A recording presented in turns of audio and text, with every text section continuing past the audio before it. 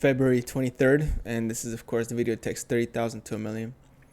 So I'm gonna review the account and I'll talk a little bit about each position. Okay, just some commentary, things that I'm really excited about. Actually, the Alibaba earnings that are coming out. Maybe by the time you watch this, if you're watching this, the earnings will already be out, and we'll see what happens. And I think VIPS shop earnings are coming out at the exact same time, so it should be really fun and exciting to see the action. I'm expecting a positive response because I think that the earnings will beat expectations, especially for VIP shop or VIP shop. But we never know. I'm guessing the entire Chinese sector will move with the result or the movement post result that happens.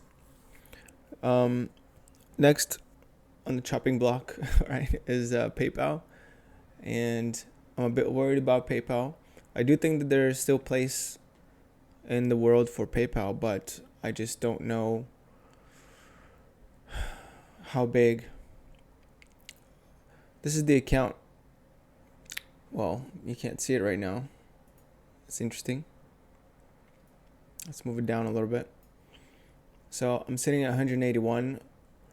There's a big $1,300 move to the positive side in aftermarkets. I think Apple and the Chinese companies went up a little bit. Let me start at the top here. You can pause the video player at any moment to try to figure out my exact positions. Starting with the options, you can see all the information here that you'll ever need. And you can pause the video player anytime and check it out. I did buy that weekly on Apple only because it was so cheap. It was like $25. So I'm like, okay, well, if something happens, if there's some good earnings that are being reported this week, then I might as well buy that Apple call. They're so cheap, the calls on Apple. I usually want to sell calls on Apple, but they're so cheap, it's just not worth it. Might as well just hold the stock. I don't know. The options on Apple are just really not very expensive and not worth playing, in my mind. Okay, so I've sold actually quite a bit of calls against VIPS shop. Here are the equity positions. Again, all the information is right here. You just have the ticker and the number of shares I own. Feel free to pause. Okay, I'm going to scroll to the top. So starting with Apple, I already talked about it a little bit. Basically, all the options are so inexpensive. It's really not worth going in there and selling call options against my shares because, I don't want to get stopped. I don't want to get stopped out of any potential upside, and benefiting from any kind of downside is very minimal. I mean, like I mentioned, it's like $25 per week. It's just not worth missing out on the upside. So those are my thoughts on Apple. It's been very stable. It's been very strong in this down market. It does move with the market, but it does not cause it. It's not the prime mover, even though it's the biggest position in there. Its price is being influenced by all the other more volatile stocks that are losing many more billions per day compared to Apple. So EBIX, a very bright spot today. I actually sold some calls right here at the top, and for quite a bit of money. It was time for me to roll up the options. I don't like to use the feature of rolling options on Robinhood. At least I haven't tried it yet because I kind of like to have the options expire or close them out when they come to a really small price, like $5 or something like that. And I'm not really that big of a fan of always rolling options. I like to have them expire because I want to see what the Monday price has to say, and I don't want to hold things over the weekend if I can help it. So I sold 10 $30 calls and 6 $35 calls for March, for a net of almost like $5,000. So yeah, quite a bit. So if it stays at 30, if EBIX finishes at $29.99 on March 18th, that'd be perfect. But I wouldn't mind if EBIX finished above 30 because I'm trying to cash out of that position now. I mean, I know that my average cost is $32.09, but I'm a bit wary of holding this thing long term. I mean, I know that we still got the EBIX cash IPO coming out pretty soon at some point, apparently. Nobody knows where. I haven't even checked because it's supposed to come out early this year, but I haven't checked exactly when.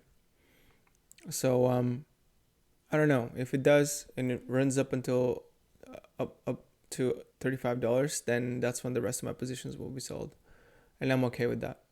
I would sell put options on EBIX because they're very juicy, but my order didn't fill today, so I don't have them. Okay, next is JD. I think no comment there. It's probably one of the strongest Chinese stocks that are retail internet Chinese stocks right now. VIP shop along the same lines, most undervalued. And then Realty Income, just steady. I plan on keeping this pretty much forever. If you want to see some of the dividend action in here, it's pretty cool. Let me scroll down to the bottom. Actually purchased like 5 more stocks today. 4 more, excuse me. So you can see $65 dividend here. Then another $65 dividend, 63.65, etc. $60. Let me see if I can filter by dividends. There we go. So these are the dividends that I've been receiving from Realty Income every month, like clockwork, and they just keep increasing every month by a little bit because I either buy a share or two, or the dividend gets reinvested, and so both of those cause the price of the dividend to increase by a little bit or a lot. But you can see I've been receiving dividends from them for a very long time now. Started with just a few shares, and I didn't reinvest back then. But I've had this, let me scroll down to the bottom, since 2017, and since March 15, 2017. So that's 5 years now. It's so long ago. But yeah, it's climbing. I mean, one day this hopefully builds up to be a pretty large number. So Realty income very steady. I don't expect for them to ever decrease their dividend. They just made an interesting large acquisition. I think maybe a casino or something like that. I forget, but it was interesting at the time to read about it, but I've actually forgotten all the details. Okay, Goldman Sachs. Goldman Sachs, a little bit undervalued here, in my opinion. I was trying to sell a put option against it, but I just didn't have the collateral, and I just ended up selling puts against PayPal again, which is probably a mistake. But it had the dividend was just juicier, and I didn't want to sell anything else in order to sell a put on against Goldman. But I actually bought some stock because I like the company at this price, and now my average cost is 355.81. And I have 30 shares instead of 25. So Goldman looking good. I would play Goldman again, like I said, but oh, look at this. Aftermarket, another grand up as we speak. It's 1:13 a.m. on, I think it's a Wednesday morning. All right, so that's interesting. It actually turned me positive. It's crazy. Look at this. Now $3,000. We'll see what's going on. Is it Apple? Yeah. Apple's turning positive aftermarket. This is live action right here, even though the markets are closed. And probably JD, huh? Yeah, and JD after hours. I knew it. So up $2, almost 3%, driving the price up. Maybe even VIP shop. Let me see if that's up. Yep, 3%. So I guess the market is gotten a whiff of positive earnings. Or just following the HK price. Hong Kong is up, I think, overnight. Let me check on Alibaba. I like to watch the HK 9988 HK price, sitting at 112.4 Hong Kong dollars. So that's probably around 115 conversion. If you were to convert the stock price into what it would be in the United States, It's probably around 115, 116. So that's cool. A little bit after market action, putting my account in positive territory. Moving on here with the program. Okay. Main Street Capital, same thing as Realty Income Plan. Hold on to it for a long time. And then Smith & Wesson has been a real disappointment. It's 1609 right now. I'm trying to exit the position, really. My average cost 18.75. It's not horrible, but I sold the call at 17.5. I mean, I just want to get rid of the position. The other call is sold at 22.5. If I make my money back on this position, I'll be happy. I know I wanted to sell calls and puts against it, but they're really not that juicy anymore, and the company's not moving. So I don't know. I mean, no dividends to be collected, no action in the stock price in the company. It's tough to hold it. I really like the company, but if it's not gonna give me money, like, that's why we're here, right? So I'm just kind of try to either wait it out or exit the position through low call sales. And lastly, PayPal. We'll skip over DD because I just have one share to see what happens after the conversion. So PayPal is up also a couple of dollars, over $2 after hours. So that's good news, since I saw two puts on it today. And also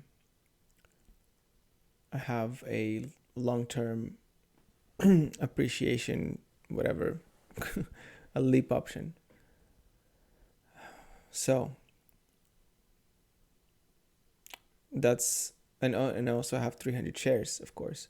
And I'm looking to sell call options to try to get rid of some of that. Hopefully all of it. I mean, it was supposed to be kind of a short-term play.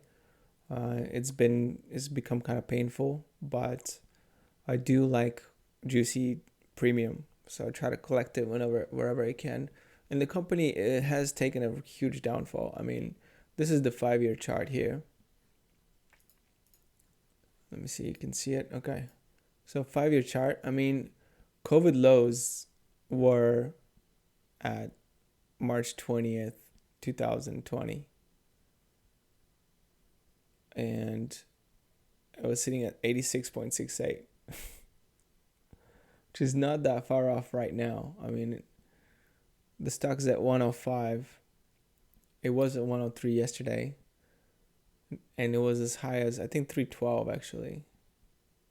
It says 308 here, but I thought it was 312 that it touched. Maybe if I zoom in a little bit. Nope. Anyway, 308, 312 was the difference. Basically, 2/3 of the value of the company has been wiped out, and it's now a $100 billion stock. Let me see the details here.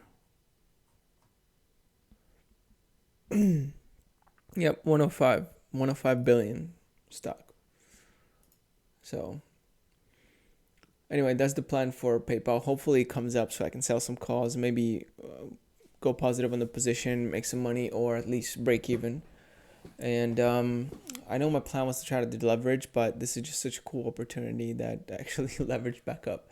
If you're interested in seeing the investing tab, there you go. I just paid $179 for my margin, which is not that steep considering I'm in debt over $100,000, plus the $5 for my gold, for Robinhood Gold, which is their premium account. It allows you to trade margin and a bunch of other perks like Morningstar research, etc. So if you're interested in the stock system here, this is by total return, and this is by total equity. So that's the review of the account, and that's what's going on in the markets, and those are my plans. So if you have something to add, I'd be really interested to know any opinion you have on the positions that I hold, or perhaps give me an idea of something with juicy premium that's dropped in valuation, because it seems like those are my favorite plays that I can try to explore. All right. I think that's it for now. See y'all hopefully tomorrow. Peace out.